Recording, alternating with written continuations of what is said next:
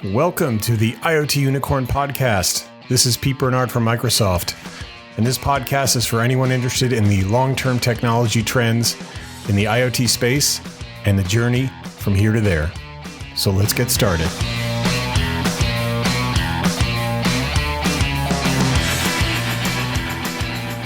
This week, we're talking with Lou Lutostanski, who is the Vice President of IoT at Avnet. Lou's been in the business a while. He's going to talk about his journey there and also reflect a little bit on some of the lessons learned that he sees over and over again, and how can we work together to help mitigate some of those things. We'll also talk a little bit about how things like national emergencies like the pandemic accelerate existing trends. This was recorded actually only about a few weeks into quarantine back in March. So interesting perspective there. So please enjoy my conversation with Lou.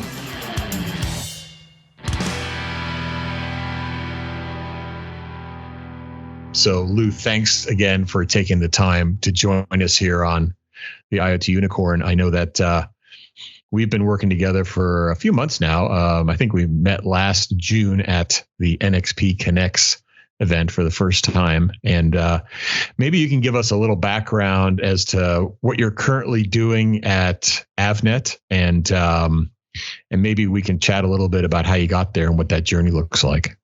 Sure. Well, Pete, thanks for having me. I'm excited to be on your podcast.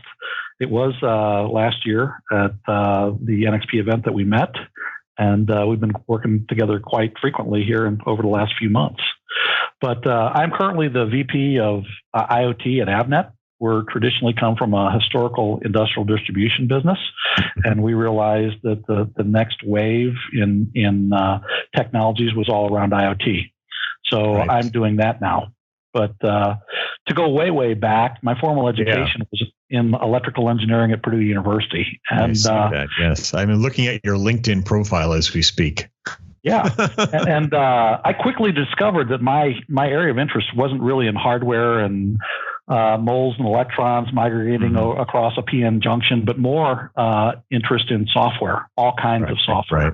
Yeah. So there was a new technology in electronics when I went to school, sweeping the land, called microprocessors. And I kind of fell in love with the 8080. So by the time I graduated college, I had taken classes in computer system design, which is the equivalent of computer engineering before there was a name for it. I did a lot of embedded programming.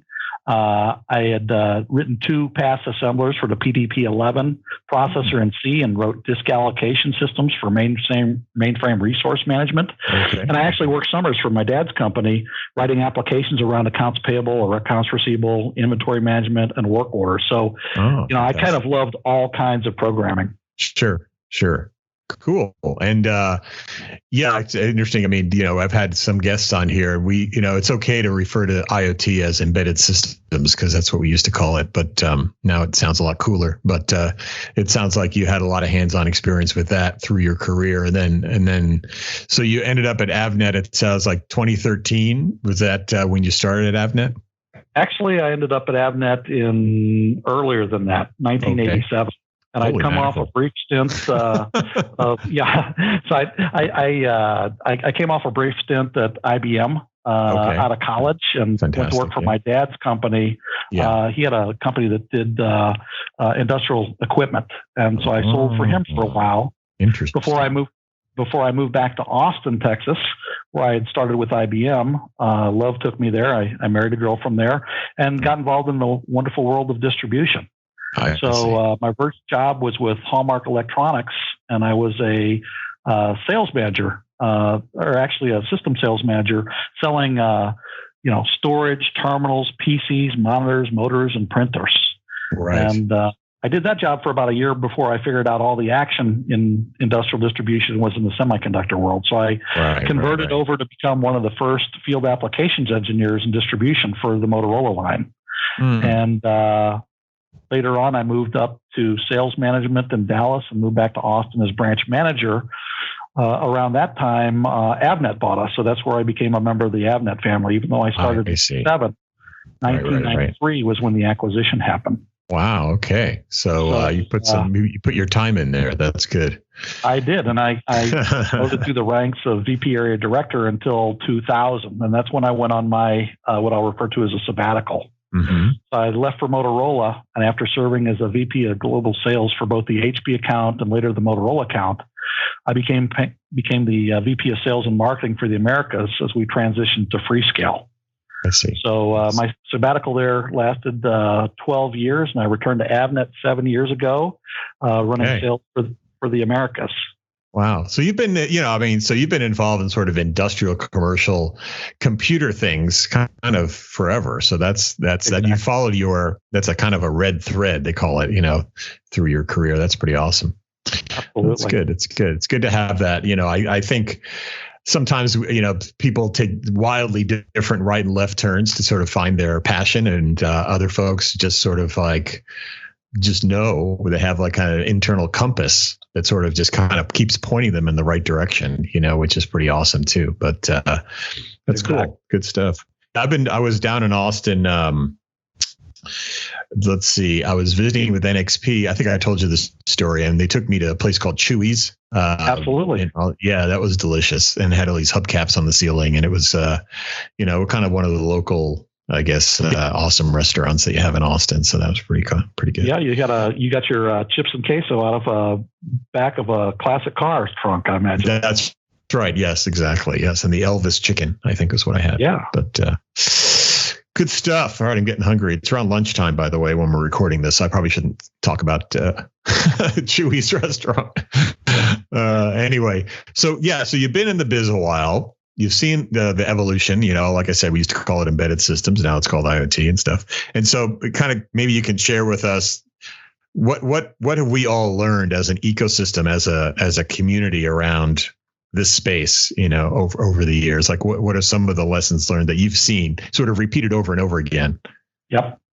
So it's funny story. I was in the field, selling for Avnet, running the sales organization in the Americas, and I started hearing about IoT, and over time, that's all everybody wanted to talk about. So I originally thought IoT was kind of a marketing hype thing. So when they created the position here at Avnet, I lobbied for one of my marketing friends from Freescale to come over and join. And unfortunately, he didn't get the job, but a year later it was available again. And in that year I grew and understood it was really an incredible opportunity to transform businesses through the application of IoT. Mm-hmm. So 3 years ago, I joined this mission here in Avnet. And the things that I learned, the lessons I learned in IoT were many, and I've kind of distilled them down to 10 main issues.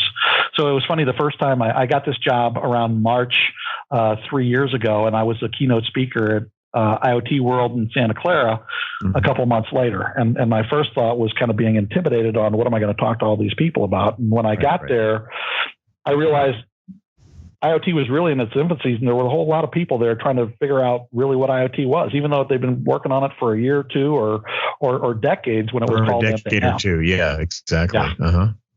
But the first lesson that I learned is that nobody knew enough about IoT, but they were certain whatever it was they contributed to it was the most important and deserved the most margin. Of course. So I tell the story about the blind men and the elephant going through and feeling various parts of the elephant and all coming out and having a violent discussion over what exactly an elephant was. And it's the fact that no one saw the entire elephant holistically. None of them were wrong, but none of them saw the thing holistically. And I think that's where IoT was several years ago. Mm-hmm. Mm-hmm. Totally. I also learned very early on, lesson number 2, that from Microsoft, it took 10 to 20 companies to do an IoT implementation, which is why very few IoT implementations were happening. I mean, it's just a lot of work to try to get 10 people or 5 people to agree on anything, much less figure out how you're going to support a customer over long term and where the liabilities for service and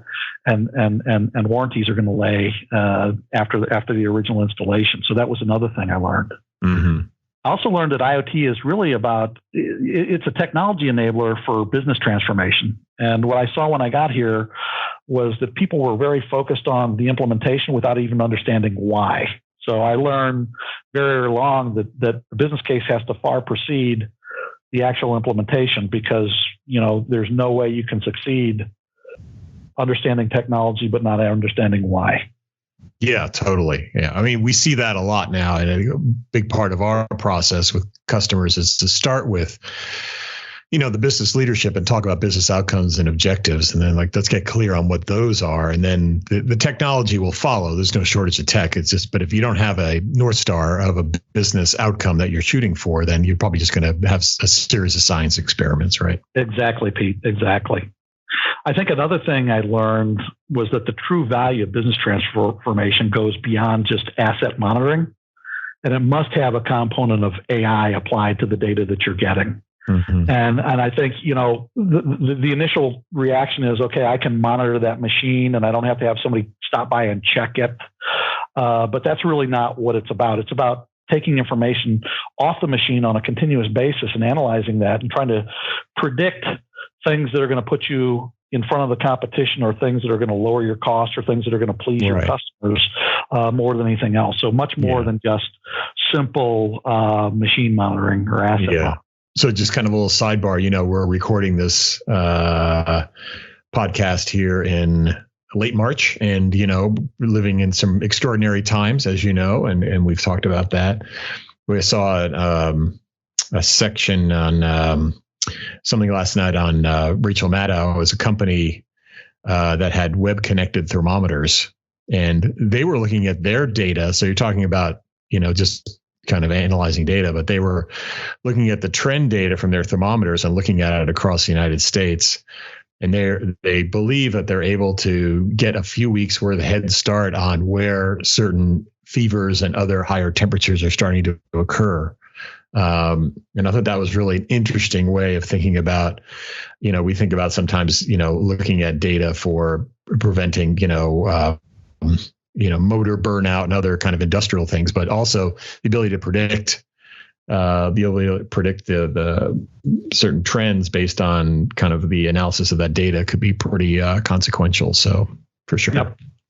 They say, Pete, that there are billions of people that are, confined to their homes right now. And the thing about IoT is, if you scale it beyond a small sample of 1,000, if you really had sensors on billions of people, it's unrealistic to think you're going to send some poor guy a spreadsheet and try to ask him what the trends are globally. That's where AI comes into play, and not being able to monitor individuals, but trends across geographies over time, and trying to predict where the next outbreaks are going to be and how long the outbreaks are going to last based on the temperature of all your subjects out there. So I think scaling IoT is really, requires AI to get the insights that are really the golden nuggets of what we're looking for. Yeah, the technology. Yeah, I mean, it's they go hand in hand. The big data analysis, IoT is there to provide a lot of that real-time data across all kinds of, geographies and transports and things. And then there's the action taken on the data that really need the hyperscaler cloud and AI capabilities to do that. So for sure. Exactly. I think another one of my learnings was I learned that customers will not live with 95% of the solution. Mm-hmm. If you give a customer 95% of the solution and you ask them to go figure out the other 5%, it will never get done. Right. So you've got to be able to walk the customer through and make it very, very easy, because this is very complex with all kinds of disciplines tied in together. And there's very few people that understand all of it or even large pieces of it. So it's required to give the 100% of the solution to the customers. Mm-hmm. Mm-hmm. Yeah. Well, they say the last, 10% of a project takes 90% of the effort. So exactly. Right. And that's where all the value is added as well. Right, Pete? Sure. Along a similar line, I've learned that there's no silver bullets for 100% repeatable solutions. They all require some modifications. And some are in hardware, some are in software, some are in AI, some are in wireless infrastructure. And it goes back to what you just said. That last 10% is where all the hard work's done, but that's the thing that makes it fit specifically for the customer's application, for their own application. I think another thing that I learned is that without complete knowledge and capabilities of the IoT stack, including a robust security capability, an organization can never lead in IoT. They could participate, but they couldn't lead. So I think that's very, very important. And I think few organizations possess that capability, which I think is another reason if everybody had that capability, I think there'd be more IoT implementations out there. Yeah, no, it's an interesting point. I mean, I was reading about like McDonald's did an acquisition of a company in Israel, and I think Walmart obviously has lots of technical capabilities. So a lot of these bigger companies are building in-house technology capabilities. They're becoming software and in some cases hardware companies, in addition to being restaurants or retailers or whatever. And I think, we talk also about like Tesla being able to, the number of software engineers they have is really far and above any other automaker. So I think a lot of the technology companies, or companies, I should say, that are really taking advantage of kind of some of these sea changes that are happening in digital transformation, are companies that are empowering themselves with more capabilities around technology, whether those are in-house software capabilities or hardware capabilities. But like you said, you can't really take full advantage of the tech if you're a sort of a passive bystander. Yeah. I mean, if you take somebody like Tesla, their software is core to their product. I mean, they are really a software product that has some metal wrapped around it. If you go to somebody like a McDonald's or other large corporations that have a lot of resources, their competitive advantage is their ability to predict what's going to happen, and doing that through IoT with a team that understands a lot of the pieces, and bringing on other people to do parts of it, I think is good. But for the vast majority of the companies, in terms of numbers, they just don't have the resources to put all of it together or even understand most of it. And I think that's the big spot where IoT can shine in the future when it's allowed to scale. Mm-hmm. Mm-hmm. Yeah, for sure. For sure. At our company, I think one of our other lessons are we learned that one company with all the capability to do end to end can never scale. The world is so vast that just the resources within one organization, even if you can do it well for 1, for 5, for 10, when you talk about hundreds of thousands, it's not practical. Right. Yeah, and that's a big challenge, right? I mean, we had someone on recently talking about the heterogeneity of the ecosystem in IoT, relative to the PC. And this is a transformation that Microsoft's been going through, is how do we, work with a broad range of commercial customers and a very broad ecosystem of silicon partners, hardware manufacturers, system integrators. Like you said, it's kind of a team sport. I heard that before too. And in order to scale, everyone needs to be able to glue pieces together, essentially, or reuse platforms and other elements from different parts of the ecosystem to get to the outcomes they want to get to, right? So I think it's part of it's are there the right platforms and tools out there and protocols, but also it's part of education too. I think people just learning more about how they can, make that connection to the cloud, or add AI capabilities to their systems, or, get devices that they know will work with other devices. So it's definitely a big problem to solve.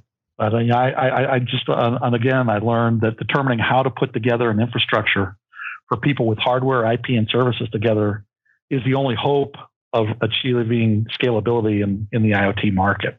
Mm-hmm. And so that's something that we spent a lot of time on. Yeah, we call it like repeatable solutions. I think that's not a unique term, but that's what we try to help customers understand, is like, there's solutions out there for all kinds of business outcomes, and being able to implement those without having to reinvent the wheel or pour sand in one end and the solution comes out the other is kind of required, because otherwise the ROI just gets blown up.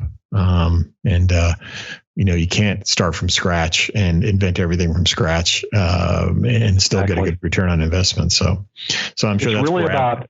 Mm-hmm. Yeah, it's really about two major things. One is scalability, and one's time to market. And customers lose interest after a couple of years, right? Mm-hmm. Yeah, exactly. I do think, speaking of the time to market and the losing interest, I think another big learning that I had is the action short term in IoT is going to be brownfield. So how do you take equipment that's been out there for a long time and retrofit it to get the information to the cloud and apply AI to provide immediate services to customers? Yeah, that's a big thing. I mean, we were, we had talked about with Azure Sphere, the work we did with Starbucks and with you guys on outfitting those existing, espresso machines. But I've also seen really interesting implementations where by measuring things like current draw on motors, you can actually use that kind of dumb data and AI and kind of anomaly detection algorithms on that current draw data to actually, discern, preventive maintenance and other things in the cloud, which is kind of fascinating. Real brownfield stuff where that device was not designed at all to be cloud connected, but you're able to attach something to it to do some basic, data monitoring, and then, use the cloud and some big data analytics to come to some conclusions. Exactly.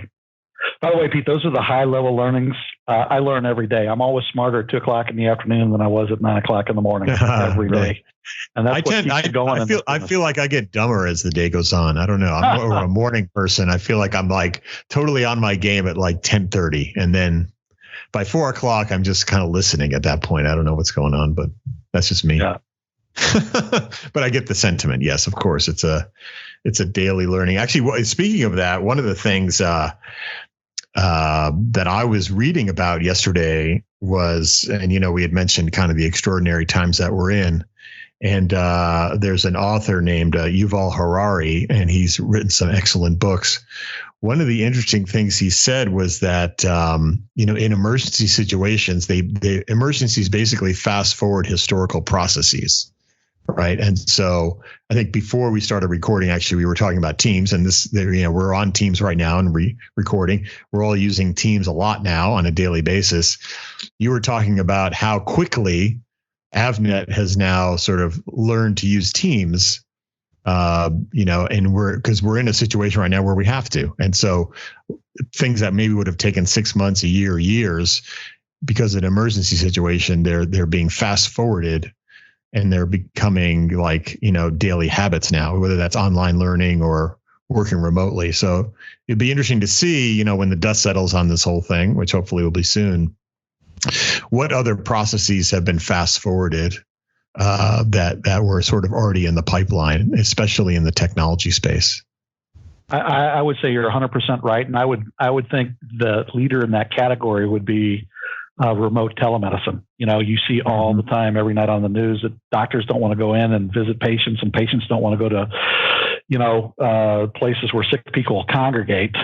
And, telemedicine was already something that was in development, and I'm sure it's being accelerated right now to meet the current needs of the global marketplace. So I'd be very surprised if those programs hadn't been accelerated and people, buying those types of products and demanding those kind of solutions yesterday aren't really driving a demand for telemedicine.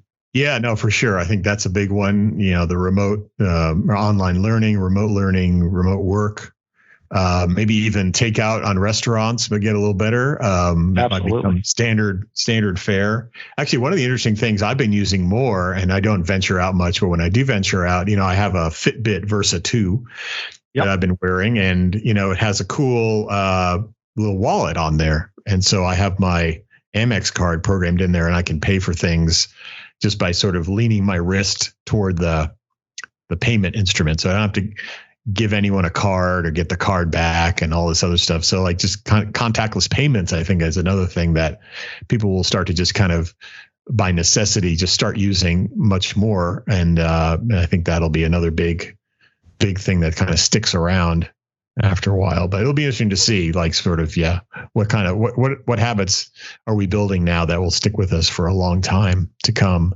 Hopefully, not to make this a Fitbit commercial, but I have my Versa 2 on as well, and I absolutely love it for all the same reasons. Hashtag Versa 2. We should get a sponsorship on that one. Exactly. Well, the other thing, so I was going back to that thermometer, that web connected thermometer example, was fascinating data. And you can look it up, but thinking about self, sort of the measured self, right? And that is kind of what Fitbit and a bunch of other companies are doing. So I'm getting this data about myself, about my sleep patterns and my resting heart rate and whatever, and all that stuff. And like, I think that people will be, a little more self-aware about kind of listening to their health and understanding where they're at. And if there's things that they can wear, other things they can do to sort of be more self-aware about their health and trends in their health, that might be another thing that sticks around after all this too, which would be good. I think people need to be self-aware about their health. Absolutely. Yeah. So I think we have a lot of work to do, a lot of work ahead of us to, like you said, help people stitch things together to get, these repeatable solutions out there to get time to market. But also, I think just kind of keeping our ears open as to how the world's changing around us, and how we can help make sure that is productive for everybody and healthy for everybody. So lots of work to do. So I think, like you said, you've been in the business for a while. I think we still got another few decades of work ahead of us. I think it's just getting started. I think we're in for a 30-year run on IoT and all the things it can do. Yeah. And it's funny. I mean, people ask me all the time, is it hype? And I'm so excited every day about the stuff that we work on. And it's not hype, but I understand why people think it is, because we've been talking about it forever. Sure. And the conditions aren't right yet for it to scale. And I think, people, bringing together ecosystems on a limited number of platforms will add to that scalability. And I would imagine 5 years from now, it's going to be commonplace. And 10 years from now, people will forget when you couldn't get information off of any device. Right. Yeah, exactly. I think it's sort of extraordinary these days when you can show a system like that in process and how it can, drive some great business outcomes. I think, like you said, 10 years from now, it will not be extraordinary. It will be sort of required to be competitive out there and to just be able to use that data and be able to just make assumptions that data will be flowing and to be able to take actions on it. So, it's exciting. It's exciting stuff. Any kind of closing thoughts or words of wisdom, things we should squeeze into this podcast?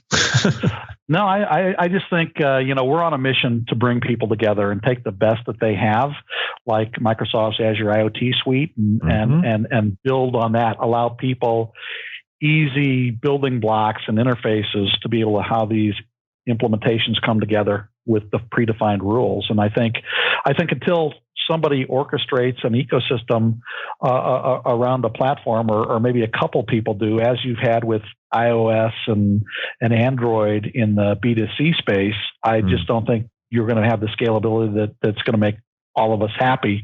Right, We're trying to make a living in this industry. Right. But I think picking key partners and is very, very crucial to making this all work.